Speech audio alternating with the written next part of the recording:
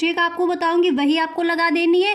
आप इंग्लिश में 100% बहुत ही अच्छे नंबर से पास हो जाओगे। इसे आपको डालना है पहली बात, ठीक है। फिर आपको देखिए ये पैराग्राफ दिया जाएगा, इसमें से आपको डालना है क्वेश्चन नंबर 1 ऑफ आंसर, और आप अपने नंबर को खींच सकते हो और इस तरह से आप इंग्लिश में पास हो जाओगे, 100% हो जाओगे। कई बच्चे ऐसे ही पास होते हैं, ठीक है, वो भी अच्छे नंबर से पास हो जाते हैं। बस आपको याद रखना आइडिया लिखना है। तो देखिए आपको जैसे 3 दिए जाएंगे सेंट्रल आइडिया, और आपको एक भी सेंट्रल आइडिया यहाँ पर याद नहीं है, तो आपको क्या करना है। हेलो एवरीवन, आई एम सुगम, वेलकम बैक। तो कैसे हो आप सब? आई होप आप सब अच्छे होंगे। स्वागत है आप सभी का आपके अपने एसपी स्टडी यूट्यूब चैनल पर। तो गाइस आज हम आपको बताने वाले हैं कि बोर्ड एग्जाम में बिना पढ़े पास होने का बेहतरीन ट्रिक। यानी अगर इंग्लिश में आपको कुछ भी नहीं आता, ठीक है, इंग्लिश में अभी तक आपने कुछ नहीं पढ़ा है, तो आप सोच रहे हो कि बिना पढ़े इंग्लिश के पेपर में हम पास कैसे हो, तो उसके लिए ही आज हम आपके लिए एक बहुत ही बेहतरीन ट्रिक लेके आए हैं। गाइस अगर आपने इस ट्रिक को अपने पेपर में लगा दिया तो 100% आप बहुत ही अच्छे नंबर से इंग्लिश में पास हो जाओगे, ठीक है। मेरा विश्वास कीजिए, अगर आपने इस ट्रिक को फॉलो किया तो 100% आप इंग्लिश में बहुत ही अच्छे नंबर से आप पास हो जाओगे, आपके बहुत ही अच्छे नंबर आ जाएंगे इंग्लिश में, ठीक है। तो आपको बिल्कुल भी डरने की ज़रूरत नहीं है। जो भी आज मैं आपको बताऊं पूरा आपको ध्यान से सुनना है, वीडियो आपको पूरा देखना है, तो आप अच्छे से अपना इंग्लिश का पेपर कर पाओगे, ठीक है। एक ट्रिक आपको बताऊंगी वही आपको लगा देनी है, आप इंग्लिश में 100% बहुत ही अच्छे नंबर से पास हो जाओगे, ठीक है। तो चलिए स्टार्ट करती है। तो सबसे पहले हमने यहाँ पर आपके लिए लिख कर रखा है कि बोर्ड एग्जाम में बिना पढ़े पास होने का बेहतरीन ट्रिक, ठीक है। तो उससे पहले मैं आपको 2-3 बातें बता रही हूँ, उनका आपको बहुत ही अच्छे से ध्यान रखना। जो भी मैं आपको बताऊँ बिल्कुल आप ध्यान से सुनोगे तो आप बिना पढ़े, सच बता रही हूँ, बिना पढ़े आप इंग्लिश में बहुत ही अच्छे नंबर से पास हो जाएंगे, ठीक है। तो आप वीडियो बिल्कुल एंड तक देखें, बिल्कुल भी स्किप ना करें, ठीक है, नहीं तो आपको बीच में आपको प्रॉब्लम्स आ सकती हैं अगर आपने बिल्कुल भी वीडियो को स्किप किया, ठीक है। तो पूरा देखें और पूरा ध्यान से सुने। दूसरी चीज़ आपको यहाँ पर याद रखनी है, अगर आप अभी तक कुछ नहीं पढ़े हो फिर भी आप पास हो जाओगे, ठीक है। इस चीज़ का बिल्कुल भी डर ना रखें अपने अंदर कि हमने अभी तक कुछ पढ़ा नहीं तो इंग्लिश में हम कैसे पास होंगे। 100% आप पास हो जाओगे, ठीक है। अगली चीज़, पास होने के लिए इन बातों का आपको ध्यान रखना होगा। अब हम जो भी आपको बातें बताएं वो आपको बिल्कुल ध्यान से सुननी है, ठीक है। तो देखो यहाँ पर आपके लिए फर्स्ट चीज़ हमने बनाकर रखी कि आपको कोई भी प्रश्न, आपको ध्यान रखना है कि इंग्लिश के पेपर में आपको कोई भी प्रश्न छोड़कर नहीं आना है। कोई भी प्रश्न आप नहीं छोड़ोगे। जो मैं आपको ट्रिक बताऊंगी वो ट्रिक आपको लगानी है, उससे आपके जो भी क्वेश्चन है सारे क्वेश्चन आपके सॉल्व होने वाले हैं, ठीक है। सारे प्रश्न को सुंदर लेख के साथ लिखना है, इस पर आपको बहुत फोकस करना है। जितना भी आप लिखो, ठीक है, सारे क्वेश्चन आपको, यानी जितने भी क्वेश्चन है सारे क्वेश्चन का आंसर आपको बहुत ही सुंदर राइटिंग में लिखना है। आपका लेख इतना सुंदर होना चाहिए कि एग्जामिनर को लगे हाँ ये कॉपी कोई टॉपर स्टूडेंट्स होते हैं उनकी ही ये कॉपी है, ठीक है। इस तरह से आपको लिखना है। दूसरी चीज़ गाइस आपको ध्यान रखना है कि आपको एक भी मीनिंग, ठीक है, जो आपकी मीनिंग आप लिखोगे एक भी स्पेलिंग आपकी मिस्टेक नहीं होनी चाहिए। आप बिल्कुल भी गलत मीनिंग नहीं लिखोगे। यानी जैसे आपको नहीं आ रही है कोई मीनिंग तो आप इसका सिनोनिम्स लिख सकती हो, या फिर मैं जो आपको ट्रिक बताऊंगी उस तरह से आप लिखोगे, पर आप गलत मीनिंग बिल्कुल भी नहीं लिखो, क्योंकि जो आपकी ये मोटी मोटी गलतियां होती हैं उनको एग्जामिनर एकदम से पकड़ लेता है और फिर आपको इंग्लिश में पास वो नहीं करता, ठीक है। तो आपको क्या करना है, एक भी मीनिंग आपको मिस्टेक नहीं करनी है, ठीक है। तो इन चीज़ों का आपको बहुत ही अच्छे से ध्यान रखना है। अगली चीज़ आपको याद रखनी है कि कॉपी में बिल्कुल भी काटा पीटी आपको नहीं करनी है। कहीं पर भी कोई कटिंग आपकी नहीं होनी चाहिए। ये शब्द आपका इस तरह से नहीं होना चाहिए। इस तरह कर दिया तो एकदम लिखा आपने और कट कर दिया, यानी गलत हो गया। तो आपको इतना ध्यान रखना होगा जब आप पेपर देने जाओगे, जब आप कॉपी में अपना लिखोगे, कि एक भी आपके शब्द ऐसे कटे हुए नहीं होने चाहिए। अगर आप इन चीज़ों का ध्यान रखोगे तो 100% आप बहुत ही अच्छे नंबर से पास हो जाओगे। अब हम आपको बताएंगे आपको कौन सी ट्रिक लगानी है जिससे आप इंग्लिश में बहुत ही अच्छे नंबर से बिल्कुल बिना पढ़े पास हो जाओ, ठीक है। तो देखिए यहाँ पर मैंने ये इंग्लिश का पेपर लिया है, ठीक है, ये 12th का पेपर है। 10th में भी आप इस ट्रिक को लगाओगे तो 100% आप बहुत ही अच्छे नंबर से पास हो जाओगे, ठीक है। तो सबसे पहले आपको देखो डालना होगा सेक्शन ए।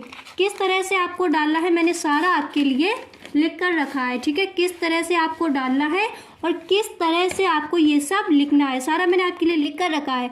तो सबसे पहले आपको देखिए दिया जाएगा सेक्शन ए।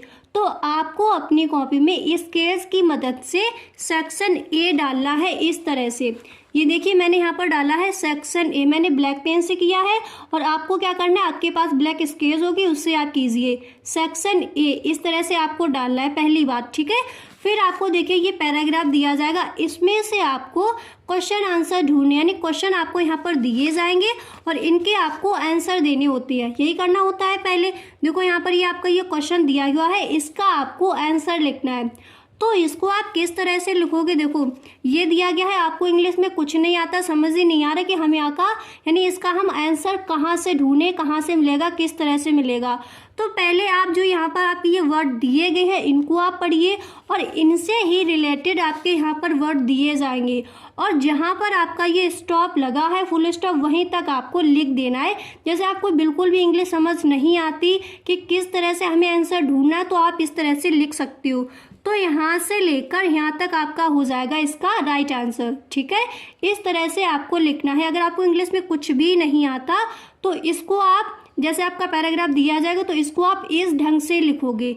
देखो मैंने यहाँ पर ये क्वेश्चन आपके लिए लिख कर रखा है, आपको डालना है क्वेश्चन नंबर 1 ऑफ आंसर और फिर आपको वही क्वेश्चन लिख देना है, ठीक है। और फिर उसका आंसर मैंने यहाँ पर देखिए आपके लिए लिख कर रखा है, इस तरह से आपको आंसर लिखना है। गाइस जितना भी मैं आज आपको बताऊँ पूरा पेपर आप इसी तरह से हल करोगे तो 100% आप बहुत ही अच्छे नंबर से पास हो जाओगे इंग्लिश में, ठीक है। तो आपको बहुत ही ध्यान से हर चीज़ को एकदम सुनना है और अपने माइंड में एकदम बैठा लेनी है ये चीज़ें, ठीक है। तो इस तरह से आपको ये पैराग्राफ दिया जाएगा तो इनके क्वेश्चन आंसर आप इस तरह से ढूंढकर लिख दोगे। ये देखिए आपके क्वेश्चन दिए गए हैं, आप इसी पैराग्राफ से आप ढूंढकर अपने आंसर दे दोगे। इसके बाद अगली चीज़ आपकी आती है सेक्शन बी, ठीक है, सेक्शन बी। तो सेक्शन बी में देखिए सबसे पहले आपको दिया जाएगा यहाँ पर आर्टिकल लिखने के लिए, यानी आपको यहाँ पर दिया जाएगा एक निबंध लिखने के लिए दिया जाएगा। तो आपको क्या करना है, यहाँ पर आपको डालना होगा सेक्शन बी, ठीक है। जैसे मैंने अभी सेक्शन ए डाला था, आप क्वेश्चन के आंसर दे दोगे उसमें से खोज के जो आपका जो पैराग्राफ दिया गया है उसमें से ढूंढकर आपको आंसर लिख देने हैं और इसके बाद आपको डालना होगा सेक्शन बी, इस तरह से डालना है। आप ब्लैक स्केच का यहाँ पर यूज़ करोगे, ठीक है, मैंने यहाँ पर ब्लैक पेन से किया है। और फिर आपको डालना है कि क्वेश्चन नंबर 2 ऑफ आंसर। अगर आपको गाइस जैसे क्वेश्चन नंबर 2 यहाँ पर आपका दिया गया, ठीक है, तो अगर आपको इसका आंसर नहीं पता है, जैसे यहाँ पर आपका आर्टिकल लिखने के लिए, आर्टिकल यानी निबंध आपको लिखना होगा इसका, ये दिया गया है challenge before of our country, challenge before our country का आपको यहाँ पर निबंध लिखना है, ठीक है। आर्टिकल यानी आपको लिखना है। अगर आपको ये नहीं आ रहा है, ठीक है, बिल्कुल भी आपको याद ही नहीं है, 3 दिए जाएंगे, इनमें से आपको एक का लिखना है। तो अगर आपको बिल्कुल भी याद नहीं है कि इसमें हम क्या करें तो इसको आपको पहले छोड़ देना है, इसको हम एंड में बताएंगे आपको करना क्या है, ठीक है। अगर आपको बिल्कुल थोड़ा बहुत आ रहा है तो आपको क्या करना है, इसके आपको हेडिंग डाल लेनी है बहुत ही अच्छे से, एकदम ऊपर आपको इसकी हेडिंग डालनी है और फिर इसी से आपको इसकी शुरुआत कर देनी है और बीच में जो भी आपके इधर साइड जो भी आपका ये पैराग्राफ दिया गया है इसको आप बीच में फिल कर सकती हो, ठीक है, बीच में आप उन चीज़ों को लिख सकती हो। ये आपको एंड में करना है, पहले से ही नहीं करना ये चीज़, ठीक है। आप पहले नहीं करोगे, बाद में करोगे कॉपी के उधर, ठीक है। फिर अगली चीज़ आपकी यहाँ पर दी जाएगी, यहाँ पर आपको लेटर लिखने को आएगा, तो आपको 2 लेटर दिए जाएंगे। आपको ये नहीं आता तो आप इसको कर दीजिए, अगर आपको ये भी नहीं आता, ठीक है, तो थोड़ा बहुत तो आपको याद ही होगा, आप लेटर्स देख लीजिए, थोड़े बहुत आपको याद हो ही जाएंगे, अभी आपके लिए टाइम है, ठीक है। तो आपको क्या करना है, जैसे ये आपको लेटर दिया जाएगा तो थोड़ा बहुत कोई सा भी लेटर आपको याद हो, पर आपको हेडिंग किसकी डालनी है, जो यहाँ पर ये दिया गया है इस तरह से आपको इसी की हेडिंग डालनी है और जो भी आपको लेटर याद है वो आपको वहाँ पर लिख देना है, ठीक है। अगर आपको थोड़ा बहुत भी याद है वो आपको लिख देना है, फिर आप अदर जो भी आपका दिया गया है उसको आप अंदर उसके फिल कर सकते हो। पर आपको ध्यान रखना है एक भी मीनिंग आपकी मिस्टेक नहीं होनी चाहिए, सारी मीनिंग आपको एकदम सही से लिखनी है, राइट मीनिंग होनी चाहिए सारी, ठीक है। इसके बाद आपका आता है सेक्शन सी, इसमें आपको दिए जाएंगे ग्रामर का जो भी टॉपिक होते हैं वो सारे इसमें दिए जाते हैं, ठीक है। तो सबसे पहले आपको यहाँ पर ये दिया जाएगा, देखिए अगर आपको ग्रामर में ये चीज़ें कोई भी नहीं पता है तो इनको आपको क्या करना है, बिल्कुल एंड में लिखना है, क्योंकि ये सारे जो सही होते हैं उन्हीं पर टिक लगाया जाता है। एकदम से एग्जामिनर देख लेता है कि हाँ इसको ये नहीं आ रहा, फिर भी इसने लिख दिया। तो आपको क्या करना है, ये बिल्कुल पीछे लिखना है, आगे एकदम से इसको नहीं लिख देना है, ठीक है। बिल्कुल एंड में लिखना। जो चीज़ आपको बिल्कुल भी समझ नहीं आ रही वो आपको एकदम एंड में लिखनी है, फिर आपको जो भी राइट लगे उसको आप लिख सकती हो, ठीक है। तो ये ग्रामर वाला ये आप छोड़ दोगे। और यहाँ पर देखिए ये आता है आपका change any one of following into direct narration.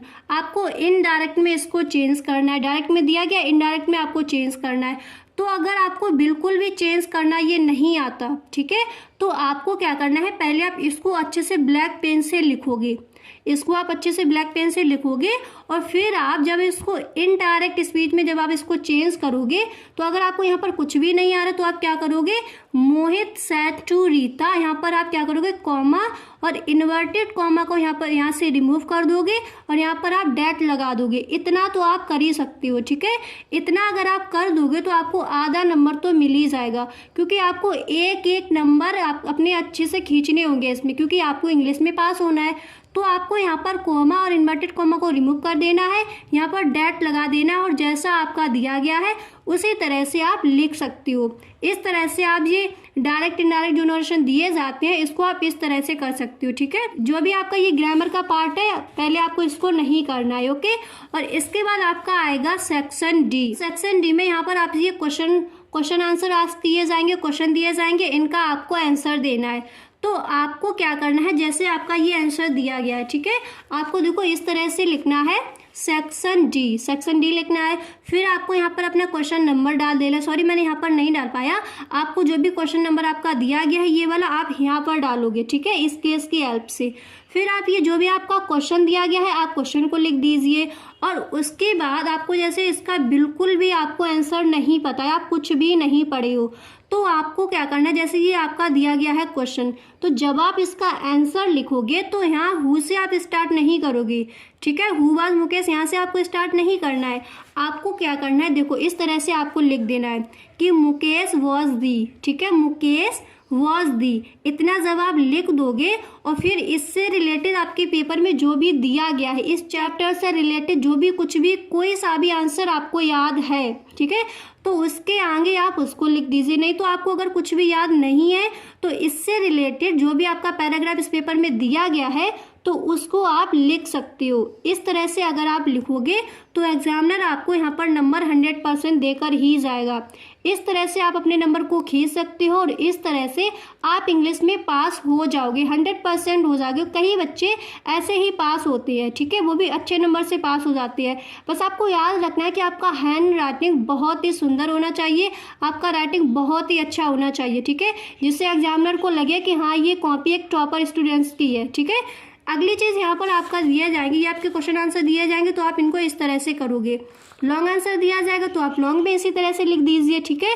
फिर आपके यहाँ पर अगली चीज़ आएगी, ये देखिए आपका ये पैराग्राफ दिया गया है, ठीक है, तो इसमें से आपको क्या करने होंगे, क्वेश्चन आंसर ढूंढने हैं और इसमें से आपको क्वेश्चन आंसर लिखने होंगे, तो वो तो आप कर ही लोगे। यहाँ पर देखिए ये दिया गया है आपका क्वेश्चन, इसमें से आपको ढूंढकर लिख देना है, वो आप यहाँ से ढूंढकर लिख दोगे। और नेक्स्ट चीज़ यहाँ पर आपकी दी जाएगी, देखिए यहाँ पर आपका आएगा कि आपको सेंट्रल आइडिया लिखना है। तो देखिए आपको जैसे 3 दिए जाएंगे सेंट्रल आइडिया और आपको एक भी सेंट्रल आइडिया यहाँ पर याद नहीं है, तो आपको क्या करना है, अभी आपके पास थोड़ा टाइम है, तो देखिए आपको क्या करना है, आप अपने सेंट्रल आइडिया जो ऊपर वाली लाइन होती है वो आपको याद कर लेनी। जो ऊपर वाली आपकी लाइन होती है सेंट्रल आइडियाज आप पढ़ोगे और जो ऊपर वाली लाइन है वो आपको याद रख लेनी है।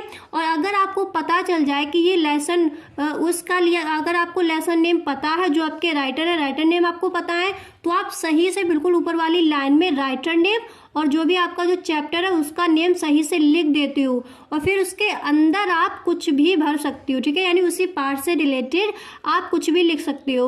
और जैसे आपने 3 सेंट्रल आइडिया याद किए, उनमें से आपको एक आ गया जो आपको हल्का हल्का याद है, तो कोई सा भी आप सेंट्रल आइडिया इन तीनों में से लिख सकते हो। पहले जिसका भी आपको लिखना हो हेडिंग आपको उसी की डालनी है। जैसे आप इसका सेंट्रल आइडिया आपको याद नहीं है और लिखना आपको यहाँ पर इसी का है, तो हेडिंग आप इसकी डाल दोगे और जो आपको याद है वो आपको लिख देना है। पर आपको जो राइटर है उसके और जो आपका चैप्टर का जो नेम है वो आपको वही डालना है। अगर आपको याद नहीं है तो आप दूसरे का भी डाल सकते हो, पर आपको राइटिंग बहुत ही अच्छा लिखना है, ठीक है। इस तरह से ये आप सेंट्रल आइडियाज़ कर सकते हो।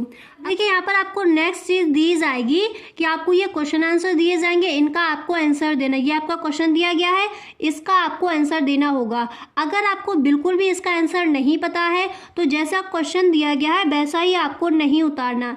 आंसर आपको इस तरह से देना जैसे ये आपका क्वेश्चन दिया गया है, तो आंसर आप यहाँ से लिखोगे द टाइगर किंग, यहाँ से आप लिखोगे। फिर आपको ये व्हाट और डिड, ये आपको मीनिंग यहाँ पर बिल्कुल भी नहीं लगानी। आप द टाइगर किंग लिखकर यहाँ से लेकर यहाँ तक फिर आप लिख सकते हो।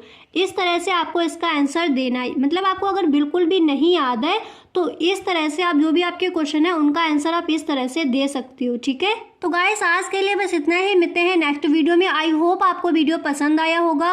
गाइस अगर आपको वीडियो अच्छा लगा है तो वीडियो को एक लाइक ज़रूर कर दे। और गाइस अगर आपने सही ढंग से इस ट्रिक को अपने पेपर में लगा दिया तो 100% आप यकीन मानिए आप इंग्लिश में बहुत ही अच्छे नंबर से पास हो जाओगे। और जो ग्रामर में जो छोटी छोटी चीज़ें हैं उन पर आपको अभी से थोड़ा फोकस करना है, ठीक है। जो आपके जैसे ये डिग्रियां आती हैं और ये कंपाउंड में चेंज करना है, सिंथेसिस, ये चीज़ें आपको थोड़ी थोड़ी अभी से सीख लेनी है, क्योंकि आपको जैसे बहुत ही अच्छे नंबर अगर इंग्लिश में लाने हैं तो आप वो बिल्कुल अगर सही करोगे, जो ग्रामर वाला आपका पार्ट है उसको आप जैसे अगर अच्छे से बिल्कुल करोगे तो आपको इंग्लिश में बहुत ही अच्छे मार्क्स मिल सकती है, ठीक है। और अगर आपको सिर्फ पास ही होना है तो इस ट्रिक को अगर आप लगाओगे तो 100% इंग्लिश में आप पास हो जाओगे। तो गाइस आज के लिए बस इतना ही, मिलते हैं नेक्स्ट वीडियो में। वीडियो देखने के लिए चैनल को सब्सक्राइब करना बिल्कुल भी ना भूलें। Okay, thanks for watching.